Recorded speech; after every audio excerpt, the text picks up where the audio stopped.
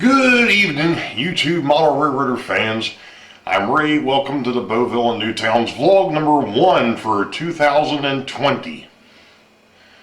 2020. Doesn't seem possible. It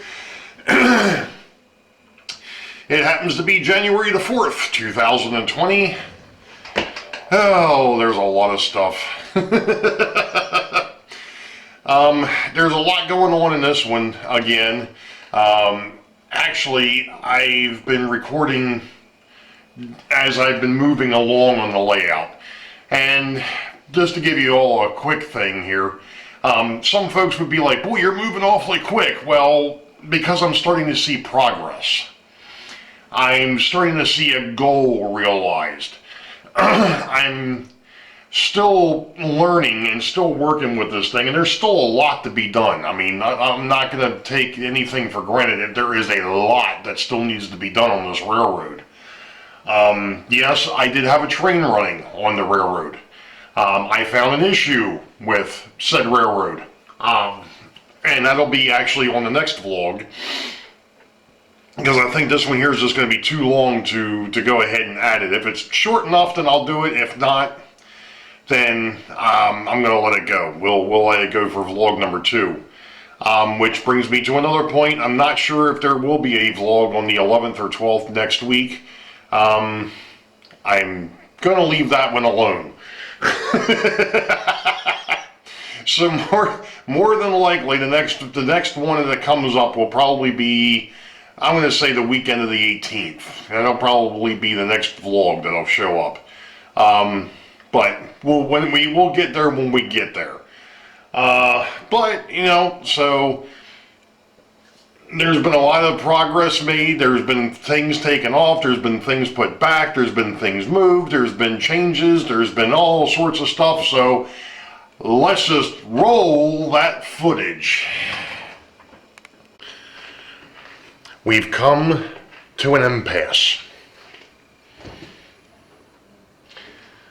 on the Boeville in Newtown. The reason why I say that, and I'm going to try and do this as calmly and coolly as I possibly can, but, and of course I'm too close to the layout to do this the way I want to, so we're just going to back up a little bit here. Okay, as you can see, and I think this may have been a part of the last vlog, we've actually got the backdrop posts up. And pardon me if the camera moves, I'm trying to get around to the opposite side so I can actually see the viewfinder here. Alright.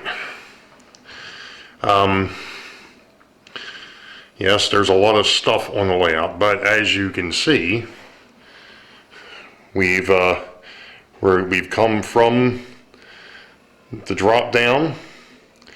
We've come through Newtown, or Wygert Hill, Newtown. We're now going over towards what will be a small industrial site, which will occupy this area here. I'm going to do something that I saw David Pop talk about, where instead of using a backdrop building on the backdrop, I'm actually going to use it on the fascia. So that's going to be a little bit interesting. And of course, it's kind of hard to see, maybe from here, but there's a bridge, or actually 2 bridges, across the gap. Now, the interesting thing is, and people may remember or may not remember, is the fact that I actually won when the YouTube model builders were still around. I won the Central Valley bridge kit, which obviously, as you can tell, is still in the package. Well, I went ahead and looked, and the thing is 24 inches. Unfortunately, the hole is not. So, I'm not sure if I'm going to use the bridges that are there and use this someplace else, or if I'm going to I'm not sure what I'm going to do. I've got them over there temporarily for a moment. So, but if you look towards the back over here,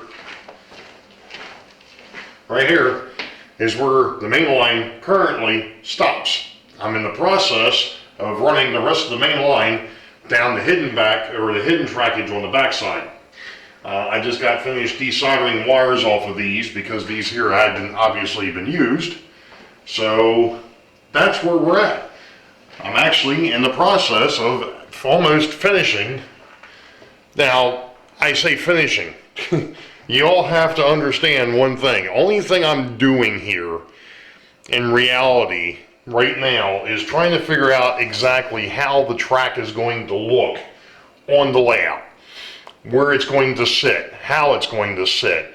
Obviously, one of the things that's going to happen before I start really tacking down anything, even though I did tack down to the drop down section, the reason why I did that is because I knew I was going to have to drop that down a couple of times to get the backdrop up and so on and so forth. So I wanted that track not to go anywhere. That was my starting point. It's going to be my end point. So that had to be tacked down. It's going to have to come back up. Okay, not a big deal. But one of the things that I've done, and of course you can't really see it at the moment, but one of the things that will be happening here once I'm done temporarily laying everything out is I'm going to start taking it apart in much larger sections to make it easier to put back down once I'm to that point. Because obviously one of the first things that's going to happen once I do figure out if this is exactly what I want, which at the moment I'm pretty pleased with this, once I get it to where I want it, then it's all going to come back up so I can put down the foam, start cutting in rivers and streams and things of that nature, putting depressions in, putting hills in, so on and so forth. So I want to know now where exactly the track and how the track is going to run, so that way I'm not putting down foam and going, oh no, I want that over here. I mean, no, I'd rather see what I've got and then come back and make adjustments to it now instead of trying to make the adjustments on the foam. Sounds ridiculous, but that's just my thinking. Sometimes I don't, my elevator doesn't go all the way to the top floor, but that's beside the point. You know, I've been called worse. I just happened to notice that this little area here was coming apart, and I don't know, and it's because of the fact that I've been futzing with it. That's the other interesting thing, what I'm talking about over here. Let me go ahead and drop this back down a second. I'm not sure how much of it, oh yeah, you can see it. If you notice, there is a crossover here, and it goes behind, the backdrop is going to be here. So from here and then down. What I did here is I'm taking I'm taking something out of a different, I'm taking a page out of a slightly different book, I guess is the best way to put it. I'm actually creating an interchange back here that will go in behind the backdrop, and whoever's back here, you know, when a train comes in and drops cars off, and that's basically what it's going to be. It's not going to be, you're not going to see it. It's just going to be, you know, a hill here or whatever, trees. I'll figure that out later. But I've seen stuff like that done before, you know, where they just park it behind a whole bunch of trees. Nobody really cares. Well, this one here is going to be a little bit different. This one here, I can actually park them behind the backdrop, and between operating sessions, I can take the cars off the layout, put another set of cars there, actually have a train that comes in, picks up the cars, and then brings them onto the layout from a different point. Sounds like a neat idea. Not sure how well it's going to work yet, but hey, at least it'll be here. If I don't like it, then I can tear it apart and do whatever else I want with it. But I just thought that that was a neat idea. You have a little bit of an interchange over here. Yeah, you can only go in one direction, but that's okay, because like I said, the trains are only going to be, for this particular thing, they're only going to be there for one direction. So that's not that big of a deal to me. Like I said, I wanted to give it a shot. I want to see how it looks and plays, and if it plays nice, then great. If it doesn't, then we take it back out. Not a big deal. The thing of it is I had a whole bunch of crossovers that I had wanted to use at one point, and this is a neat way, and I've seen it done on a couple of Facebook layouts, where they just had across the front, they just had a couple of diamonds on the front. I'm like, that's pretty cool too. I'm not sure if I've really got the real estate to do something like that. Actually, I do have the real estate. I just have to figure out how I would the problem here is the fact that you've only got this, really for a long straightaway, you've got this 15-inch section, because over here in Newtown, I've snaked it, and there's a reason for that. I want the railroad to kind of follow a river. In this here area over here, of course I'm pointing and it's not on the camera. Let me go ahead and swing your partner around and around here. Okay. Make this a little bit easier. Something like that. Now, if you notice, this portion really meanders. And that's because I didn't want this to be straight. I don't want it to follow the edge of the layout. I'm trying not to do that, follow the edge of the layout. You know, you don't want that. So, what I'm doing here is that you're going to have the farm area. Let me back this up a little bit. So you'll have the farm, and then over where the Tupperware box, or not the Tupperware box, but that box is sitting, is actually going to be a coal and logging operation. Which is one of the other things that I wanted to bring up real quick. I know that, you know, I'm trying to turn this into a model railroad. And you didn't see it on the last iteration of the Boeville and Newtown. The older iterations of the Boeville and Newtown, when it was really a play toy, actually had animation on it. And by way of animation, I mean, if you've ever seen the Forest Hill Logging Company, or lumber company that Lifelike put out, we had that. We had the piggyback unloading that Tyco had put out. There were a couple of other things that I had put together that were animated. Now, I'm not going to put the piggyback unloader out there because that thing just looked way out of place. It was ridiculous. The log loader, on the other hand, that's something I think I can mess with. That is something I think I may end up reinstituting on this layout, along with the coal loader. Now, the coal loader is going to be kind of cool too, because whoever's running the Richmond yard, if I back a train up, guess what they're going to be doing? They're going to be manually loading coal into the coal cars. That's something for another time. But that's where we're at. So let me go back on the back side of this thing and finish doing some track work, and then we'll turn this thing back on once I'm done, because I'm not going to show you how I'm doing track work because you all would cringe. We'll be back. You know, folks, I had made mention in the very beginning that I was hoping to have something running by Christmas. That didn't happen. And here it is, it's the 30th of December, and I finally have the main lines down, and I don't know. call it what you want, but I had to do something. I actually went and of course now it's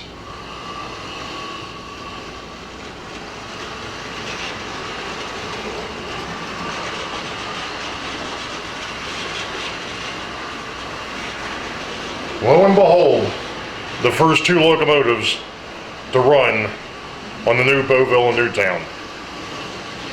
Here comes one of them.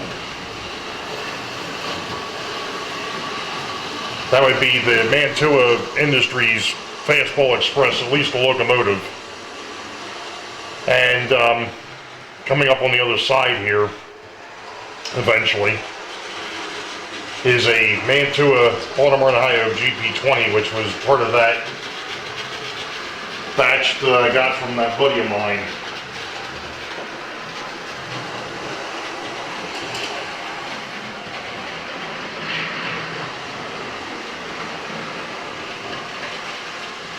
Now,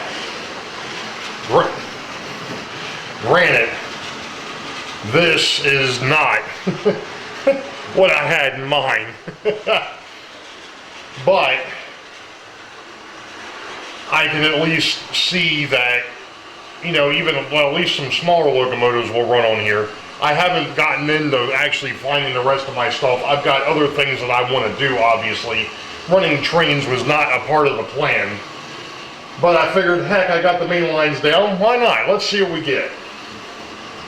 And of course, one of the things that I can tell you is the fact that the tracks are rather dirty due to the move, you know, and not to mention the fact that, you know, this stuff hasn't been run in goodness knows how long. And this one just stopped. There it is. There's the bad spot.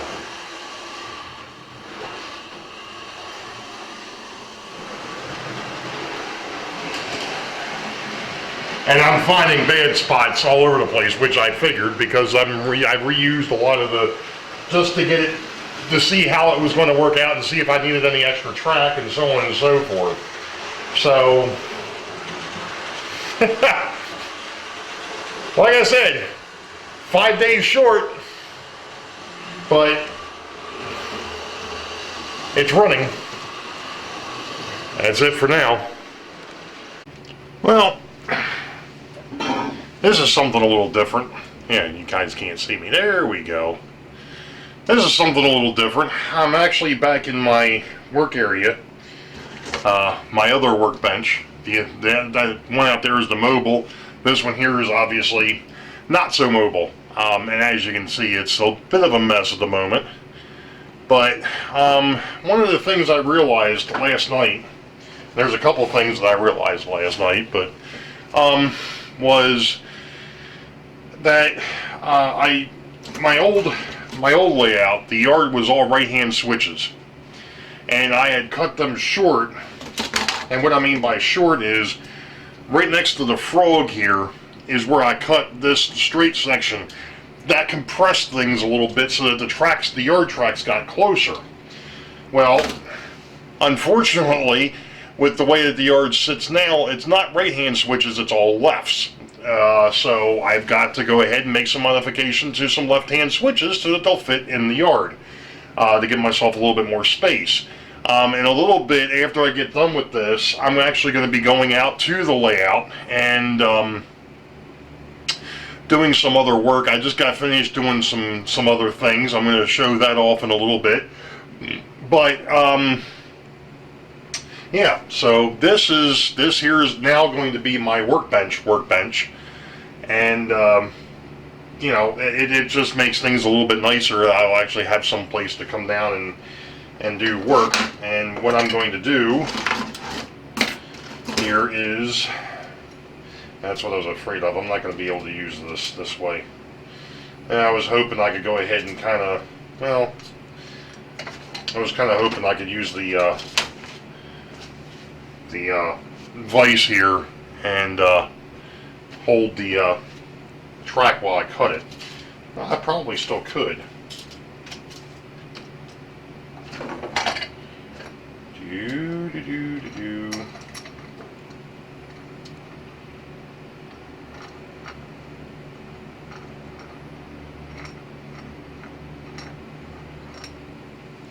Oh yeah.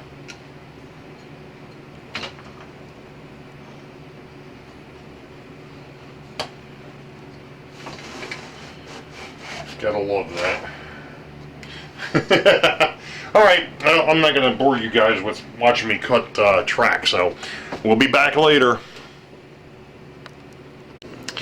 Well, I'm back again, and I had mentioned that I was doing things a little bit differently this time. Well, let's just say I've started taking apart the yard, and you'll see why in a little bit. And I'm doing something a little bit unique here.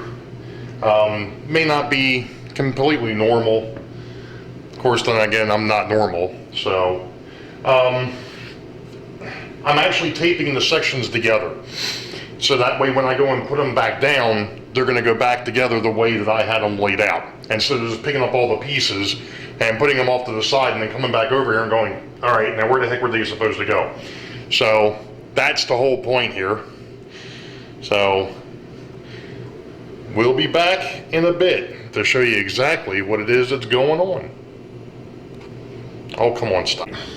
Okay, so this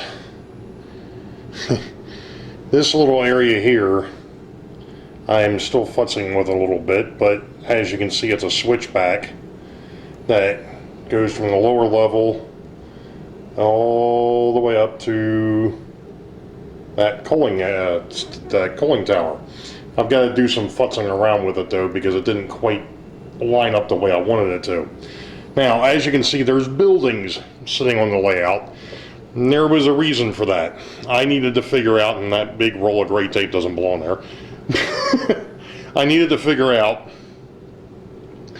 where some of these buildings were going to go, and I'm going to explain that one a little bit more here in a second. But the other thing you'll see here is the backdrop. That's not permanent, that's just to give you all an idea as to what's going on here. So let's go ahead and we're going to go down this way. Now, this is what they call a fascia flat. It's not a backdrop building anymore, it's a fascia flat.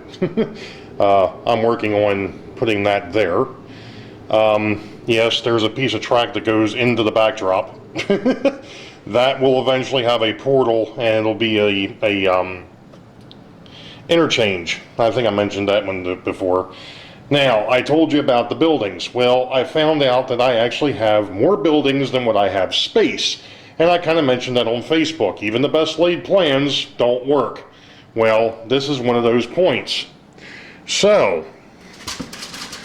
since I still want to be able to hide going into the hidden yards, and I had to move the backdrop, well, I've got these huge foam blocks that I'm going to carve up and kind of do the same thing I did with Wykert Hill. So these are going to get cut down and then reshaped, and then I'll use those as a view block, since now the backdrop is now connected to the back of the layout instead of through the layout. So that was one of those things that I had to go back and make changes on. Now, I did find my Central Valley Model Works bridge and found out that it's 24 inches and not the size of that hole. So I've got to put it together. So what I'm going to do is it'll be one of the two bridges here, and then the other bridge, I'm thinking of keeping the gray, black, gray set and getting rid of the blinking bridge in the back. I'm not sure what I'm going to do yet. I'm still playing around with that idea. Okay, I understand. It's white foam. I'm a cheap guy. I've got tons of it because I saved a bunch. So I went ahead and I used that over here. And the reason being is I just got finished putting in the yard. And the yard is in something that I've never messed with before. And I tell you what, this stuff is an absolute wonder to drive spikes into. It is a pain in the rear end to cut, and that's Homosoap. It was a pain in the butt to get it cut, but I'm really happy with the result, and I've got the whole Boeville yard is now in place. I do have one minor little glitch. I wasn't paying attention. I thought that I had everything lined up, and well, not so much. One little mistake back there, not a big deal, but since I'd already cut the hole for the roundhouse, I kind of had to deal with it. So that's where we're at. Oh, and speaking of the backdrop, there's now a board here on the outside edge that'll meet up with the others, and I've got one more that I've got to build, and it says backdrop brace right there.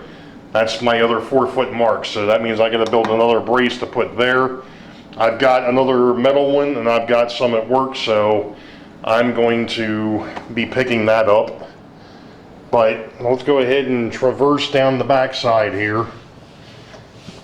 I know the big foam block is in the way, but that's okay. Now, you get a better idea as to what I was talking about, hidden yards. North Yard, Harrisburg, Pennsylvania. This is going to be kind of hard to see, but we'll try it. South Yard. You can't even see that. But South Yard. There we go. Richmond, Virginia. So now you get an idea of how this is going to work. You won't be able to see this from the actual viewing portion of the layout. The only way you'd be able to see this is if you came back here. Alright. So that, my friends, is that. And I'm going to go ahead and I'm going to sneak in here if I can on this neat little switchback thing that I built. My first attempt at building switchbacks. This was a blast. Of course, like I said, I've got some futzing around because I didn't realize that the coal building was bigger than what I thought it was.